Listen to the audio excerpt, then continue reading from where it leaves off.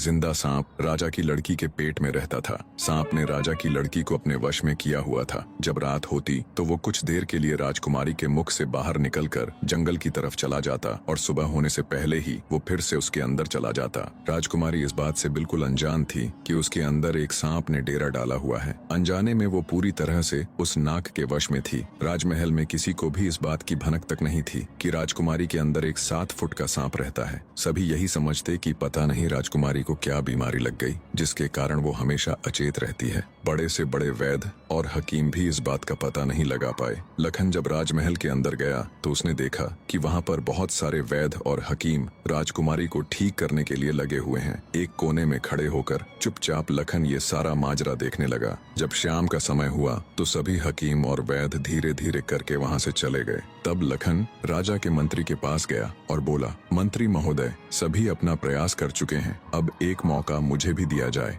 लखन की बात सुन मंत्री उसे अपने साथ ले राजा के पास जाता है और लखन का प्रस्ताव राजा के सामने रखता है। बेचारा हर तरफ से निराश हो चुका राजा एक बार अनमने ढंग से लखन की तरफ देखता है, फिर दुखी मन से कहता है, बताओ तुम मेरी बेटी का इलाज किस प्रकार करोगे। लखन राजा को प्रणाम कर बोला, महाराज, मुझे एक रात अपनी बेटी के साथ ठहरने की इजाजत दीजिए, तभी मैं किसी नतीजे पर पहुंच सकूंगा। एक बात और महाराज, मैं बिल्कुल एकांत में राजकुमारी के साथ रहना चाहता हूँ, तभी मैं अच्छे से ध्यान लगाकर राजकुमारी जी की बीमारी का पता लगा पाऊंगा। लखन की आत्मविश्वास भरी बातों से राजा के मन में हल्की सी उम्मीद जागी। उसने लखन को रात में राजकुमारी के साथ एकांत में रुकने की इजाजत दे दी। राजा की इजाजत मिलते ही लखन राजकुमारी के कक्ष में गया और उससे कुछ दूर एकदम चुपचाप बैठकर उसे देखने लगा। जैसे ही रात के 12 बजे का समय हुआ तो अचेत अवस्था में पड़ी हुई राजकुमारी के मुंह से सांप बाहर निकला और महल के परिसर से होता हुआ जंगल की ओर चला गया। ये सब देख लखन दंग रह गया। वो बिना कुछ हरकत किए चुपचाप वहीं बैठा रहा। जब रात का आखिरी पहर खत्म होने को आया तब वो सांप वापस लौटा और राजकुमारी चंद्रकला के मुख से होता हुआ पूरा उसके अंदर समा गया। दम साधे लखन ये सारा माजरा देखता रहा। सारा माजरा देख उसे समझते देर न लगी कि राजकुमारी की सारी बीमारी की जड़